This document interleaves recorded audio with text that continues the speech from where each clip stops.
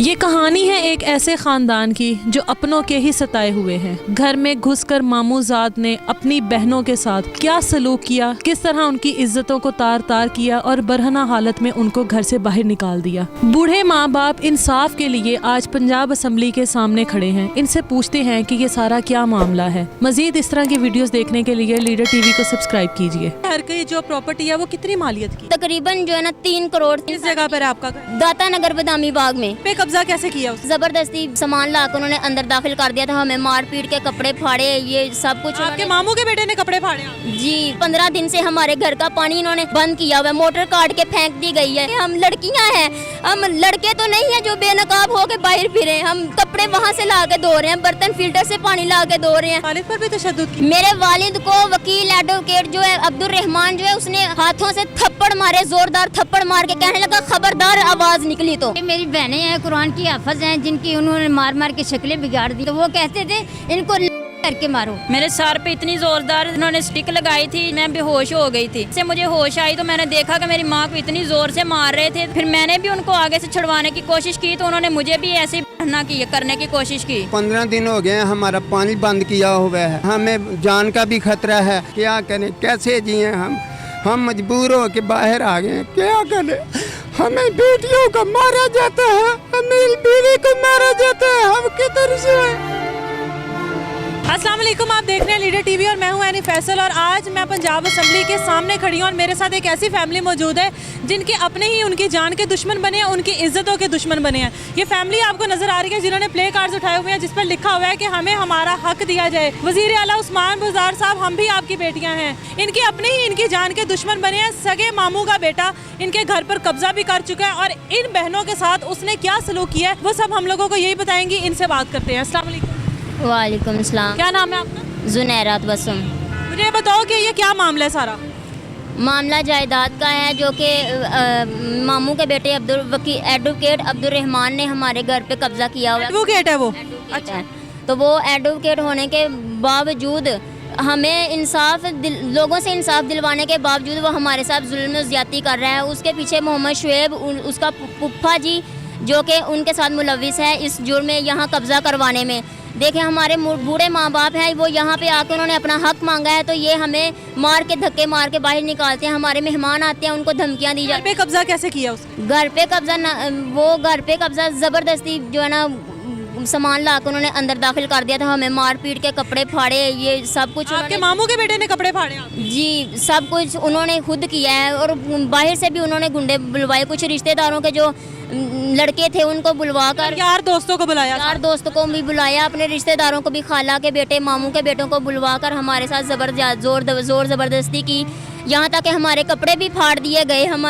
हमें इतना दोस्तों के सामने? बिल्कुल, उन दोस्तों ने खुद अपने हाथों से मेरी माँ, मेरी खाला, मेरी माँ, मेरे बाप, मेरी छोटी बहन, उनके ऊपर जुल्म करते रहे। इन जालिमों ने हमें पूरी दुनिया के सामने बेनकाब कर दिया। अगर हम आज हिम्मत करके बेनकाब होने के बावजूद ना अपने हक के लिए खड़े हों, इसलिए हम खड़े हुए हैं कि किसी और को, किसी मजलूम औरतों को उनके हक से ना रोका जाए, उनके साथ जुल्म ना किया जाए। इसलिए हम अपनी आवाज़ उठाने के लिए तैयार हुए हैं, क्योंकि हमें हमारा हक भी मिल सके, हमारी इज्जत आबरू भी महफूज रह सके और इन जालिमों से हमें कत्ल की धमकियां जो देती हैं हमें इनसे महफूज रखा जाए। हमें कानूनी तहफ़्फ़ुज़ चाहिए। हमें बिल्कुल बताओ कि आप लोग अभी अपने घर में ही रह रहे हैं? अभी हम अपने घर में नहीं, हम साथ वाली जिनको हिस्सा हुआ है वहाँ उनके पोषण में रह रहे हैं। हमारे घर पे इन्होंने ज़बरदस्ती कब्जा किया। 10-15 दिन से हमारे घर का पानी इन्होंने बंद किया हुआ है। मोटर काट के फेंक दी गई है, टंकी उतार के फेंक दी गई। हम फिल्टर से पानी बोतलें भर भर के ला के, हम लड़कियां हैं, हम लड़के तो नहीं है जो बेनकाब हो के बाहर फिरे। हम कपड़े वहाँ से ला के धो रहे हैं, बर्तन फिल्टर से पानी ला के धो रहे हैं। घर की हर घरेलू ज़रूरियात जो पानी से जो मुकम्मल की जाती हैं हम बाहर से ला के। ये क्यों हमारे साथ जुल्म करते हैं? इससे एडवोकेट होने का लाइसेंस ख़त्म किया जाए। इसको कोई हक नहीं है ये कानून दूसरों को इंसाफ दिला जो खुद अपने घर पे इंसाफ नहीं कर सकता। इससे यहाँ पे ऐसे पटा डाला जाए कि ये दूसरों के साथ जुल्म ज्यादती करने से पहले 1000 बार सोचे। किसी की माँ बहन की इज्जत पे हाथ डालने से पहले इसको 1000 बार सोचना पड़े। इसको घर आप बता रही थी कुछ मेहमान आए थे, उनके साथ भी मारपीट की है? ये उन्हीं की तस्वीरें हैं जो उनकी जो इन्होंने शक्लें बिगाड़ दी हैं। 2 तोला की चेन थी जो मेहमानों के गले में थी, मेरी खाला के गले में, तो वो इन्होंने तो खींच के उतार ली है।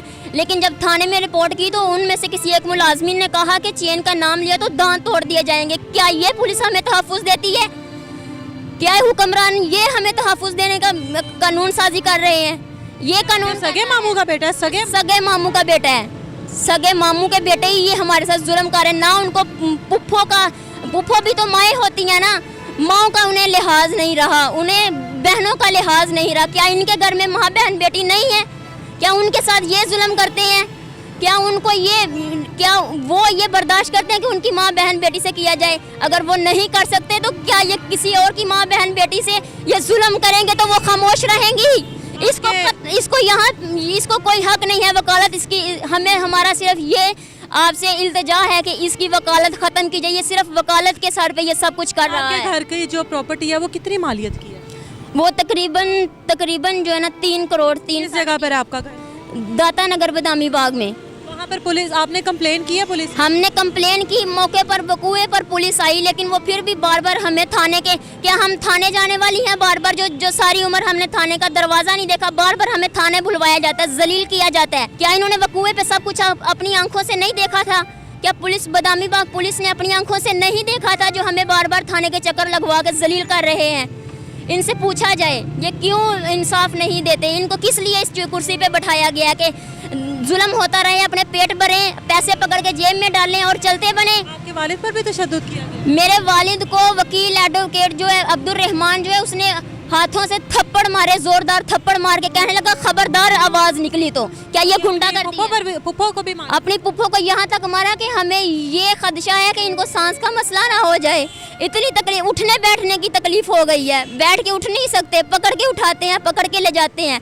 और जिनके साथ ज़ाहरी तशद्दुद हुआ है वो तो चारपाई पे पड़ी हुई है, वो नहीं आ सकती। आपकी कितनी बहनें हैं? और हमारी 3 बहनें हैं। उनके ऊपर भी ऐसी मारपीट हुई है? ये आपके साथ कौन है?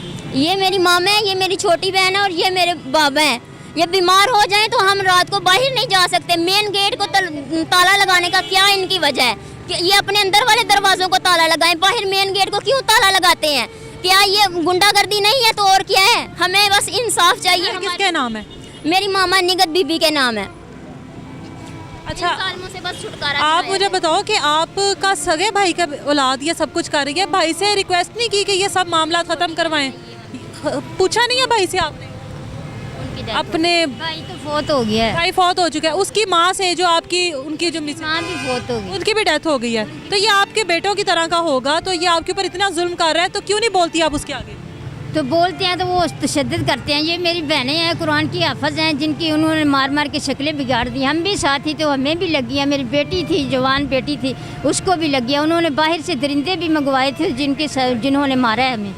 बाहर से लड़कों को बुलाया? हाँ, बाहर से लड़कों को बुलवाया, तो फिर अंदर से ताला लगा लिया, दरवाज़ा बंद करके उन्होंने मारा। हम सबको मारा, इतना मारा कि हम इतने जख्मी हो गए हैं, हम दिखा नहीं सकते। मेरी बहनें कुरान की हाफज है, हमने शुरू से पर्दा किया, तो उन्होंने हमें गैर मर्दों के सामने बेनकाब कर दिया था। तो वो कहते थे इनको करके मारो। आपके साथ भी मारपीट हुई है? जी बिल्कुल, मेरे सर पे इतनी ज़ोरदार इन्होंने स्टिक लगाई थी, लगाया था कि मैं बेहोश हो गई थी। वो पता नहीं अचानक कैसे मुझे होश आई, तो मैंने देखा कि मेरी माँ को इतनी ज़ोर से मार रहे थे।